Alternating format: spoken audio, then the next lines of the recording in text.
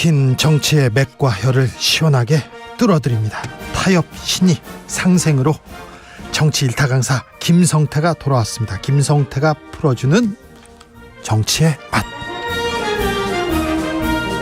자, 오늘부터 매주 김성태 국민의힘 중앙위원회 상임의장 만나겠습니다. 안녕하세요. 예, 안녕하세요. 날씨가 추워졌습니다. 네, 꽉 막힌 맥과 혀를 좀 뚫어주십시오. 예, 그렇게 하겠습니다. 타협과 상생으로. 예, 신뢰로. 네. 예, 의장님만 믿겠습니다. 그렇게 합시다. 네. 예. 지난주에 나경원 의원이 외통수에 걸렸다, 위험하다 이렇게 얘기했는데 나경원 의원이 전화 안 왔습니까? 제가 그때 예측하고 얘기는 한 대로 네, 그렇게 흘러갔어요. 그렇게 흘러가 버렸지 않습니까?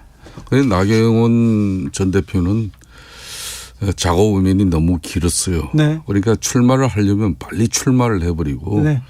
접으려면 빨리 접어버려야 되는데 너무 많이. 쓸데없이 장고를 시간을 많이 끌면서 네. 안 두드러 맞아도 될 걸 두드러 맞고 네. 또 불필요한 뭐 그런 이야기를 안 들어도 될 걸 듣고 네. 그러면서 출마를 할 건지 안 할 건지 여러 사람 애간장 이렇게 녹이는 경우도 잘 없죠, 정치인이. 네. 그래서 출마를 한답니까 안 한답니까? 의장님한테는 상의할 거 아니에요? 솔직히 뭐 저한테도 뭐 자기 고민에 대해서 상의를 한 적이 있었습니다. 고민 상의했어요? 저는 그때 이미 네. 당신 내가 볼 때는 예통수에 걸렸다. 네. 근데 이 예통수는 정치인에게는 상당히 안 좋은 거다. 네. 그렇기 때문에 이렇든 저렇든 빠른 판단을 해라. 네. 어떤 길이든 간에. 네. 그게 이제 예통수를 좀 벗어날 수 있는 유일한 길이다 이렇게 했는데 그 뒤로도 지금 내가 보기에는 한 15일째 지금 이러고 네. 있는 거예요. 계속 그러고 있어요. 이러고 있는 게 본인한테 도움이 되면은 이렇게 해서 뭐 지지율이 높아지면 또 모르는데 그게 아니잖아요. 예. 그러니까 이게 너무 이제 이 장고 끝에 그냥 이 악수가 나오는 거예요. 그래요? 상고는 치를 만큼 치르고 나면은 네. 건강한 아기가 옥동조가 나와야 되는데 네. 본인이 장고만 치르고 뭘 어떻게 하겠다는지 모르는 거죠 지금. 지금 본인 나경원이 모르고 다만 네. 정확하게 이야기할 수 있는 거는 나경원 전 대표는 지지율만 과거에처럼 잘 나오면은 네. 아무리 출마를 말겨도 출마를 할 사람이에요. 아, 그렇습니까? 근데 그 국민적 여론이나 우리 당원들의 지지가 제대로 뒷받침되지 않으면 네. 쉽게 출마하기 어려워요. 그렇습니까? 예. 그런데 의장님께서 너무 많이 두들겨 맞았다 이렇게 말씀하셨는데 장제원 의원은 왜 그렇게 앞서서 나와가지고 그게 두들겨 팼습니까? 아무래도 이제 나경원 전 대표의 이런 뭐 정치적인 행보에 대해서 네. 대통령의 불편한 그런 어떤 심기를 네. 뭐 자신이 좀 일정 부분 뭐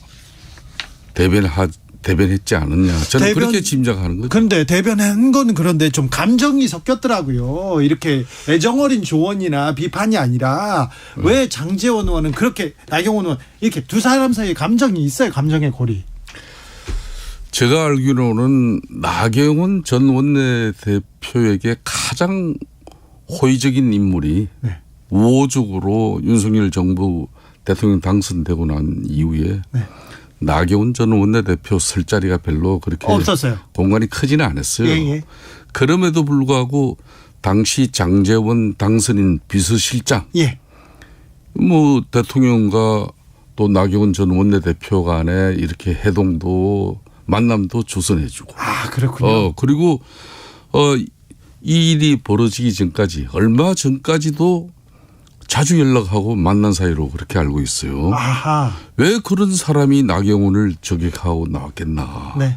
저는 그런 측면에서 나 전 원내대표가 공직자로서의 어떤 그런 본분을 망각한 이중적 행태에 대한 대통령의 그런 불쾌한 심정을 네. 반영한 거 아니겠냐 이렇게 짐작합니다. 장제원 의원이 조금 추천도 하고 자리도 밀어주고 그랬구나. 그런데 그 자리를 던지고 나온다고 하니까 본인이. 제가 알기로도 윤석열 정부의 일기 내각의 장관으로 추천한 사람도 저는 장제원 당시 당선인 비서실장으로 알고 있습니다. 아하, 나경원 전 의원을 일기 내각 외교부 장관 얘기도 나오고 보건복지부 장관도 예. 그때 당선인 비서실장인 장제원 의원이 이렇게 추천도 하고 막 이렇게 밀어줬는데 예. 그 자리도 나중에 챙겨줬는데 여기서 그만두니까 자기가 이제 이해가 됩니다. 그렇죠. 그러니까 국정 기조와 이런 다른 정책을 가지고 큰 혼선을 빚게 하고 또 이 자기가 저출산 부위원장 사직서를 제출하는 그런 모양새도 그렇고 네. 왜 대통령을 이해한다고 말하면서 대통령하고 다른 길을 가는 것에 대해서 그렇죠. 장제원 의원이 얼마나 배신감을 느꼈겠나. 저는 그렇게 유추할 수 있는 거죠. 앞에서 세게 말할 수밖에 없군요. 이제 풀렸습니다. 다 풀렸어요? 아유 풀렸습니다. 예. 역시 혼수성태 아닙니다. 그 혼수성태는 뭐 옛날 뭐 쌍팔년도 이야기를 왜 해요? 그러니까요. 아니라고 혼수성태 절대 아니다. 생태딱 아니라는 얘기합니다. 근데 또 의장님 이것도 뭐 궁금해요. 왜 홍준표 대구시장은 계속 나경원 의원만 때립니까? 홍준표 전 당대표 지금 대구시장이 한성깔 하시는 거는 뭐 그렇죠. 조선천지가 다 아는 이야기 아닙니까? 그렇죠. 특히 나경원 전 원내대표와 제가 알기로는 한 10년, 한 5년 전까지 되돌아가죠. 네. 홍준표 지금 대구시장 입장에서는 자기가 나경원 전 원내대표가 정치에 입문할 때 상당히 호의적으로 공천관리위원회에서 자기를 돕기도 하고 또 자기를 지원도 많이 하기도 했는데 자기가 당대표 때나 또 대선 후보 때 상당히 좀 서운했던 그런 감정이 있었던 것 같아요. 그래가지고 지금 나오는군요. 네. 속보 말씀드리겠습니다. 나경원 전 의원 대통령께 깊이 사과한다. 본의 아닌 발언으로 이렇게 송구하다. 제 불찰이다. 이런 뉴스 속보가 지금 나오고 있습니다. 입장을 냈는데 그래서 그런 나경원 의원은 나와요? 안 나와요? 조금 전에 지금 KBS 속보가 저렇게 뜨고 있지 않습니까? 네. 저렇게 뜨고 있다면은 사실상 본인이 당대표 출마에 대한 의지는 접는 게 아니겠나 이런 생각을 할 수가 있습니다. 하지만 여기 변수가 있습니다. 지지율. 그렇습니다. 이렇게 해놓고 또 나경원 전 원내대표가 며칠 상간에 또 지지율 추이를 보고 최종 출마 여부에 대한 입장을 천명할 건지 안 그러면은 이 입장과 함께 자기 앞으로 향후 거치는 어떻게 하겠다는 그 입장이 뒤따라 나올지 이거는 조금 기다려봐야 될 것 같아요. 이제 명확하게 풀렸습니다. 아무튼 좀 취재해 보면요. 아침에 나경원 출마한다 이렇게 얘기하다가 밤에는 안 한다 얘기하는데 그게 아침 저녁으로 바뀌고 또 지지율 여론조사 나오면 또 바뀌고 그러더라고요. 이게 한 열흘 보름 더 됐어요. 이런 일이요? 조석으로 지금 여러 가지 입장 차이가 나는 게. 네.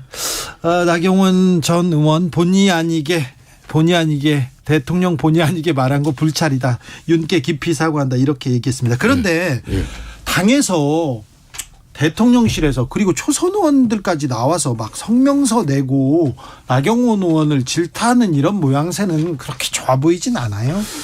좋아 보지는 않았겠지만은 나경원 전 의원께서 그 입장이라는 게 워낙 큰 실수를 했어요. 그래요? 대통령이 진상 파악을 정확하게 한 이후에 본인을 해임 조치한 그 결과를 가지고 대통령은 잘 모르는데 참모들이 예국된 보고에 의해서 자기가 잘렸다. 이런 식으로 나가니까 이거는 누가 봐도 이거는 큰 불찰이죠. 본인이 그 이야기는 정말 큰 실수를 한 거죠. 그런 측면에서 동료 위원회였던 초선 위원들이 선배인 나경원 위원회에서 대해서 50명씩이나 그렇게 나서서 한다는 건 이거는 아마 헌정사에도 그렇게 쉬운 일은 아니죠. 이준석 전 대표도 입을 열었어요. 자, 나경원 본인과 비슷한 경험을 하고 있다. 기시감 든다. 그러면서 이게 윤핵관 스타일이다 이런 얘기도 했는데 이준석 전 대표의 목소리는 어찌 들으셨습니까? 본인하고 거의 비슷한 케이스 그런 길을 가고 있다. 기시감이라는 거는 똑같이 이렇게 어떤 상황이 예견했던 상황이 마침 현실로 접해졌을 때 그때 하는 이야기 아니에요. 그죠? 네. 그 반대되는 이야기가 미식임인가? 미시감이요? 네. 미시감. 뭐 그렇죠. 그렇듯이 동병상련의 입장으로 사상 좀 뭐 윤석열 대통령하고 나경원 전 의원이 네. 전당대회 출마를 하려면 확실하게 각을 세우고 제대로 해라는 그런 뭐 메시지 아니겠습니까? 그렇습니까? 그런 측면에서 저는 뭐 이준석 전 대표와 나경원 전 의원 간에 이렇게 동병상련으로 비교할 그런 아니에요? 그 처지는 아니라고 봐요. 네. 그거는 내용도 다르고 네. 또 본질도 다르고. 저 이준석 전 대표가 네. 그 윤핵관과 갈등 빚을 때 네. 그때 나경원 전 의원이 이준석 대표 막 비판했죠. 그러면 제일 그때 많이 저격하고 네. 가장 어찌 보면은 이준석 대표에게 아픈 그런 내용을 많이 이야기한 사람이 나경원 전 의원이죠. 정치 참 모르겠어요. 그러니까 오늘은 내일의 동지가 되는 게 또 이게 네. 정치인데 네. 이게 그래도 뭐 좀 뭐 조속으로 이렇게 이런 경우는 참 흔치가 않죠. 자, 그런데 그러면요. 지금 당내 분위기는 김장년대 그냥 김장년대 승리 이렇게 끝나는 분위기입니까? 김장년대가 무슨 연대인지 별로 의미가 없는 거예요. 그래요? 그럼 이제 처음부터 나경원 전 의원이 이 프레임을 잘못 잡았어요. 그래요? 왜 친윤 반윤으로 합니까? 본인은 죽어도 친윤이다 그러면서. 네. 그러면은 반윤의 길을 갈 수 없는 거 아니겠어요? 그렇죠. 그런데 프레임을 김기현 전 원내대표는 친윤으로 규정해 놓고 자기는 왜 자신이 그냥 반윤. 이건 나경원 전 의원이 그렇게 만든 게 아니죠. 아니 본인도 그 페이스에 말렸죠? 말린 거죠. 말렸죠. 아니 본인이 또 그런 애매모호한 그런 처신을 한 거죠. 그래요? 그렇죠. 네. 정치는 모든 게 본인의 그 어떤 처신과 행동의 그 결과물입니다. 정치는. 그렇습니까? 예. 정치는 절대 누가 드세운다고 해가지고 그 정치가 본질이 바뀌지 않습니다. 알겠습니다. 안철수 의원의 행보는 어떻게 보고 계십니까? 지금 나경원 전 원내대표와 지금 현재 저출산 부위원장 이 사태 그리고 출마를 하냐 못하냐 이 상황에서 여러 가지 볼멘 그런 모습들이 많이 해자될 때 가장 스탠스를 잘 잡고 그 대목에서 가장 처신을 잘한 사람이 안철수 의원이 지금 점수를 따고 있어요. 후보죠. 당원들한테. 예, 후보죠. 예, 그렇죠. 그렇습니까? 일정 부분 아무래도 내년 총선을 이제 걱정하는 그런 우리 당원들 입장에서는 총선의 간판에 대한 어떤 그런 많은 또 각자의 어떤 의견과 입장이 있죠. 네. 그런 측면에서 지금 주자들이 우리 당원들 눈에 조금 이 미흡하고 모자란 그런 부분이 상당히 느껴질 수 있어요. 그런 측면에서 안철수 의원은 대선 경험도 많고 또 인지도도 높고 하니까 그런 측면에서 또 반사익도 많이 가져갔죠. 네. 그렇지만은 제가 지난번에도 이야기했듯이 집권당 대표는 총선을 앞두고 내년 3월 4월 그 총선에서는 아무리 지금 간판 좋고 좋은 당대표를 뽑아놓더라도 그 사람 간판 가지고 내년 총선을 치르는 게 아니에요. 네. 내년은 집권 3년 차 윤석열 대통령의 중간 평가입니다. 네. 윤석열 대통령이 지금 이 어려진 경제 여건을 잘 회복시키느냐. 예. 그리고 외교 통일 안보 이런 모든 분야에서 우리 국민들이 납득하고 안심하고 대한민국을 이렇게 끌고 갈 수 있는 그런 대통령인가. 이런 전반적인 평가가 이제 집권 3년 차에 이루어지는 것이죠. 예.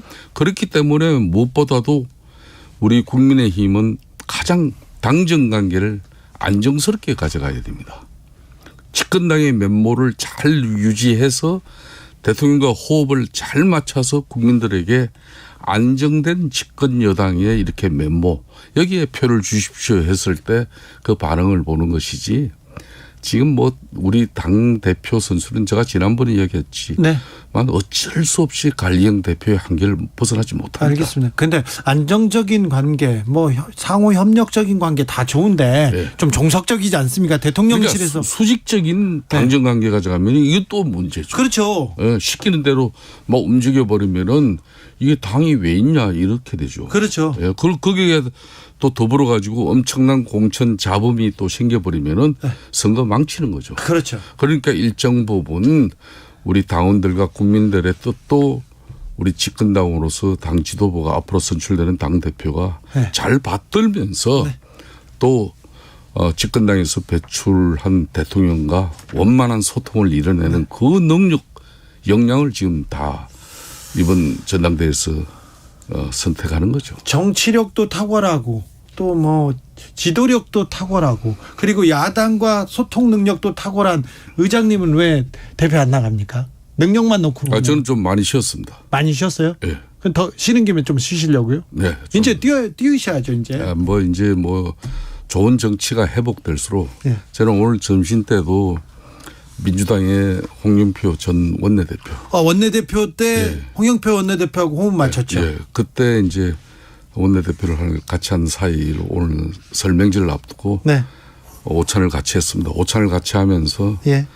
정치가 실종된 이 작금의 현실에 대해서 서로 좀 안타깝게 생각하면서 네.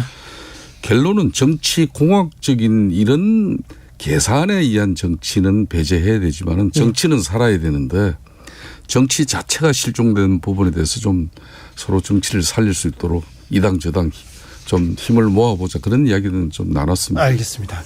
자, 우리 정치권의 또 대표적인 아랍통입니다. 아랍에서 또 현장에서 계셨어요. 제가 1980년대 초에 네. 사우디아라비아 중동 건설 현장에서 네. 직접 노동을 했었죠. 그러니까요. 한 2년 초 만들게 했었습니다. 네. 아무튼 산업의 역군인데요. 예. 이번에 대통령이 아랍에 가셨어요? 아랍에미레이트에? 예. 네. 순방 어떻게 보셨어요? 이번에 300억 달러에 달하는 대통령 역대 헌정 역사상 한국과의 순방을 하면서 네. 아무리 우호적이고 혈맹 동맹 관계라 하더라도 이렇게 비즈니스가 300억 달러에 달하는 그런 실적을 만들어 온 대통령은 거의 전무후무할 거예요. MOU라고 하지만 아무튼 그럼요. 성과가 엄청난 성과죠. 그런데 우리 주진우 기자는 또 한마디 꼭 하고 싶죠. 아니 그런데 그 성과를 보여야 되는데 네. 국민의힘은 저렇게 저 당권을 놓고 내분을 보이고 있고요. 예. 그리고 또 대통령이 가가지고 왜 또 그 얘기를 해가지고 이런 얘기를 해가지고 그건 안타깝잖아요. 그거는 여러 형태로 네. 지금 해명이 되어졌지 않습니까?